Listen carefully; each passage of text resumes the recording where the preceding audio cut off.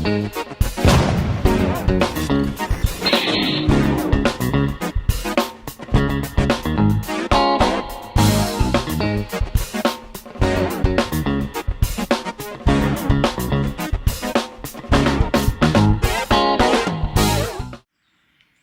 everyone, welcome back to Nat's Knackers Yard. I'll be Nat. This will be my Knackers Yard, and a little bit of tinkerage, tiny tinkerage with Ivan the R6 today.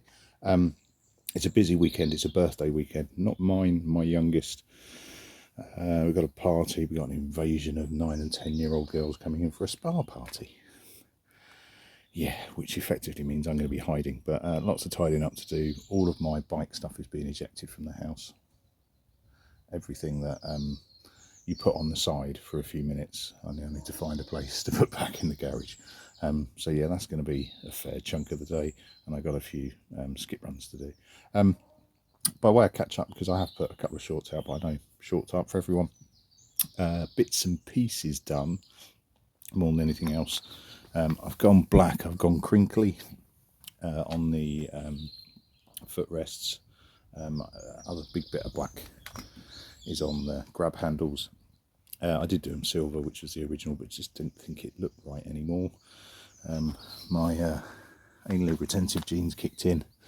I've gone black on the mudguard, and I've even matched the bolts to the backing that they've got on them. It wasn't centralised, so yeah. Gone black on the bunghole, and I've even managed to finally get one for the other side as well. Other bits and pieces, I did notice when I was pissing around before, oops, before that falls down,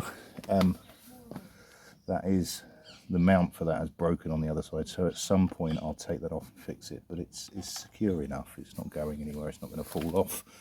What else? These are back on and black. I don't use them because I don't have the stand to do that. I did, but I gave it away. Benj. No, it's alright, I don't want it back, mate, you're fine.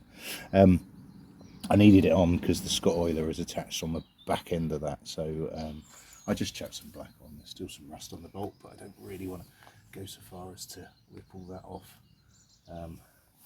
Yeah, I'll do a little bit of cocking around with that, I'm sure. The other bit I mentioned on the short was one of these seats suggested by a subscriber.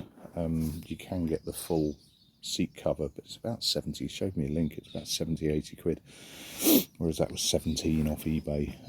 So I'll give that a go and see how that works. Literally the bike has been to the petrol station and back, and that's it. Throughout the week, I have now transferred insurance and all of that sort of stuff over. It's quite late in the week actually, I managed to get around to doing that. So yeah, I'm now all good to go, and I've replaced those green dust caps with some really quite minging little grenades, because it sounds like a grenade going off. Yeah, it's now really turning it into a proper full-on commute machine, I suppose. Let me get this stand sorted properly and then we'll chat. Right, there you go. Yeah, that sunshine, bugger me, not seen that for a little while. Yeah, commute machine. It all comes down to what you carry. Now, I am a office shirker. The office I currently work in is in the middle of London. So what do I need? Well, not a lot, frankly. I need have laptop wheel travel. I need a shirt that I fold up, and I've got a couple of suits that I leave in the office. Yes, I am one of those people. Someone's got to do it.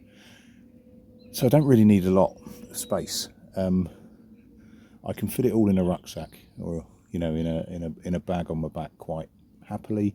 But I do find straps across my forearms just bug me more than anything else. So looking at other options. Now, the two options. One, it goes on me. Two, it goes on the bike. Okay. So on me is a rucksack. On the bike is what? Well, it's a top box, and they are pug ugly. I've yet to find a box that looks half decent. Even looking at the one on my CBF 1000, it's just huge. I don't need to store a helmet in it. I can take that into the office, that's fine.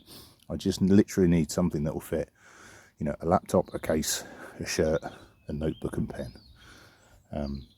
That's really all I need. So I was looking around on Tinternet, and I did manage to find a second-hand rack. It is a shad rack. I was then looking at shad boxes, and they're all massive, big and ugly.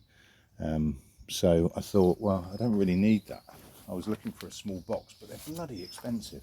What I did find was my DeWalt box that I got off my old man's drill. So I thought, tidy it up a little bit. I chucked some pictures on. Actually, I took a couple of pictures. I was going a little bit of a tidy up. Obviously, it had the dividers in it, but I'm kind of halfway through, you know, the racking pieces. I'm halfway through hacking back.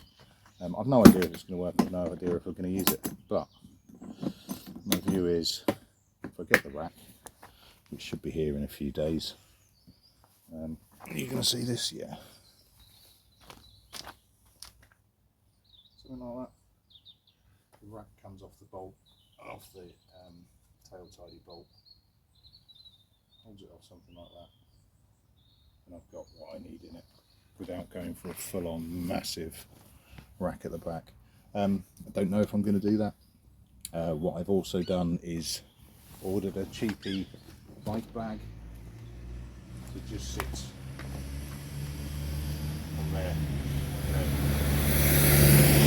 Not sure it's going to be quite big enough for what I need, but you know, we can give it a go. It costs bugger all, you know, Chinese rubbish, but we'll give it a go and see if it works. That's commuting Mark 1. The next bit of commuting is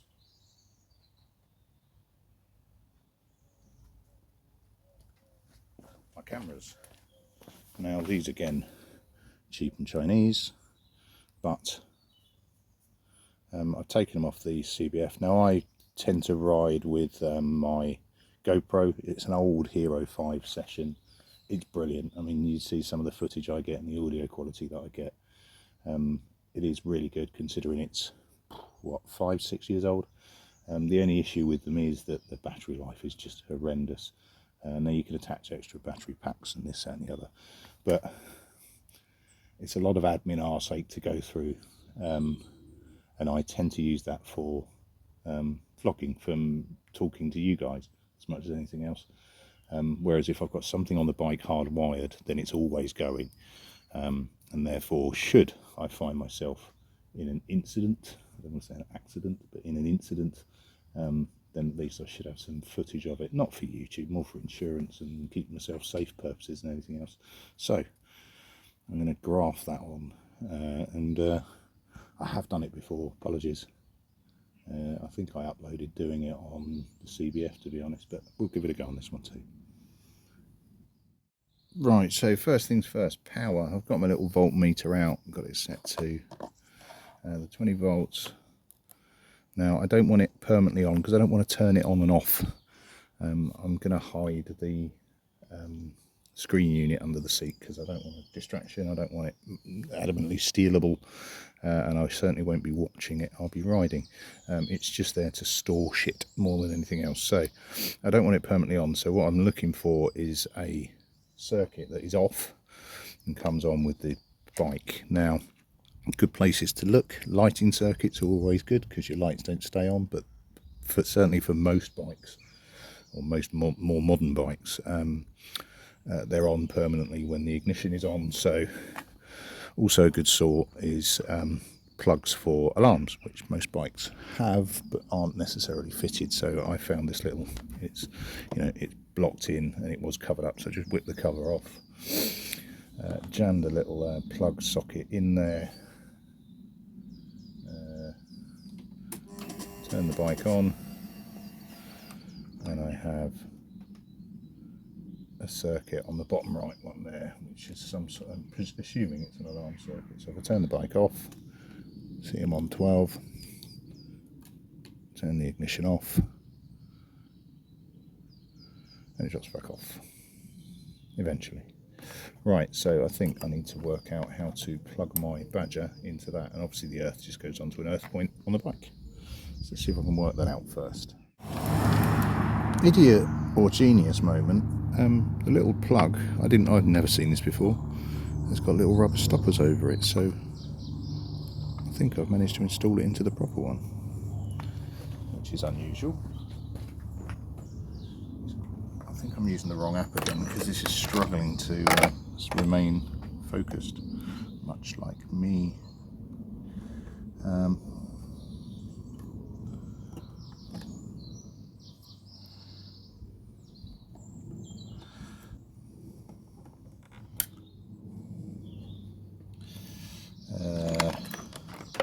Camera, where's my earth gone? That should really just be able to touch anything on the bike, but let's put it on the negative. Should get nothing, which I am getting.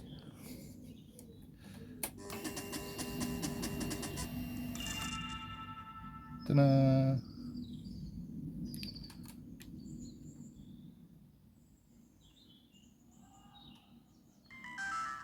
Excellent.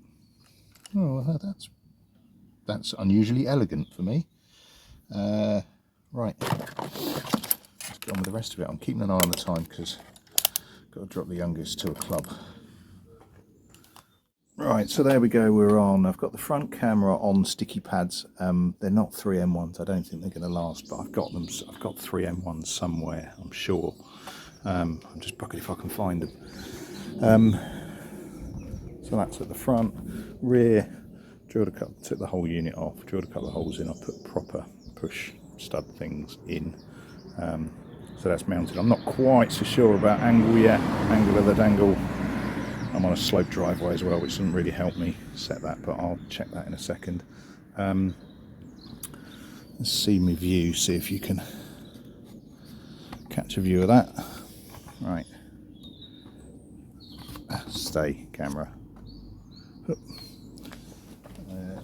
Like I say, I don't want to or need to look at the screen. So you get a picture in picture. That one's upside down, but it doesn't make any difference at all. I'm not sure if I can change it on the settings of this. I'll have a play. You're not going to be able to see that screen, but what I'll do, I think, is whip it up and down the hill and chuck a bit of video footage on there so you can see what it actually captures. The reason it's loose in there is because I made a purchase in the week. Bearing in mind it's just let me down once, and I really should have done it earlier. I've got a little battery booster pack that was like 20 quid, I think, and it fits perfectly in there. So, hello mate. So effectively, I have a complete unit. It's not bouncing around, and I can still get to it to get the card out, which is the important element. Got the booster cable bits. Not sure where they're going to fit, but I'll work that out.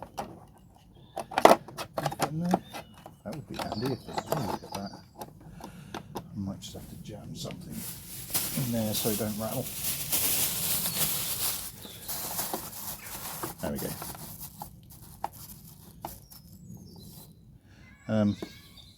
Jobs of fish. A little bit of space in there for my toolkit, which is somewhere safe. No. There we go. I don't think I'm going to bother with my lock. I might have to. Oh, look at that. And like a glove. Jobs of fish. The strap's going to get in the way.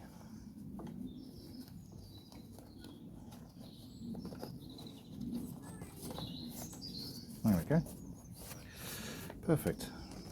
Right. Get my kit and we'll see how it looks. Right, I have a confession to make. I cocked up, I forgot to put the chip in, the memory card. So this is actually filmed the day afterwards. As you would be able to tell by the date time tag in the bottom. It's not too bad. You wouldn't want to run a vlog from it, but it's good enough. You can see license plates well enough should you need to, any future state, but yeah, it's fine. It's a little bit wet and crappy, which doesn't help the picture, but yeah, not bad. This is me walking up the hill to go and pick up pizzas, because the party that I was on about earlier is currently on. Cheers. Oh, and you can set this up for audio as well, I think.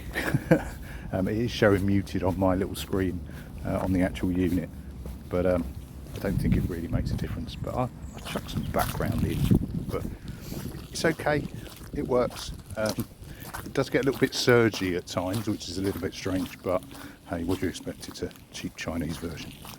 Alright, welcome back to the yard. So I would have put the footage up. It's okay, it's not great. It's not replacing the helmet cam or anything like that, or the GoPro. It's not what it's for. It's just there to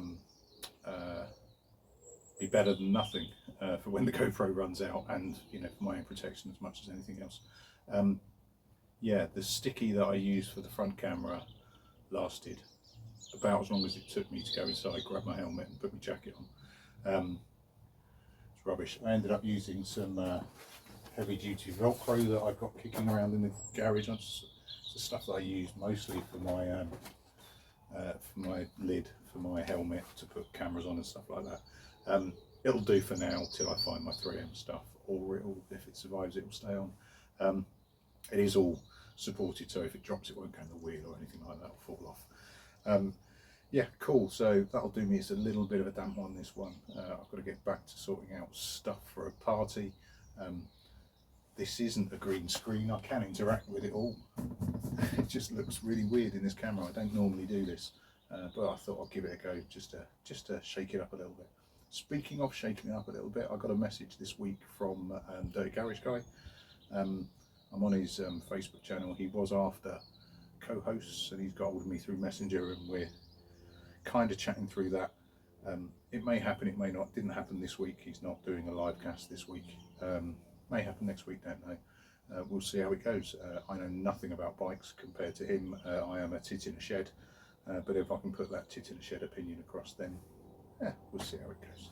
But may happen, may not. Don't know yet. We'll see. Right, that'll do me for another one. I've got to go through my list of jobs ahead of a 10-year-old's birthday party. Real life sucks at times. Cheers all. I'll catch you later on. Ta-da.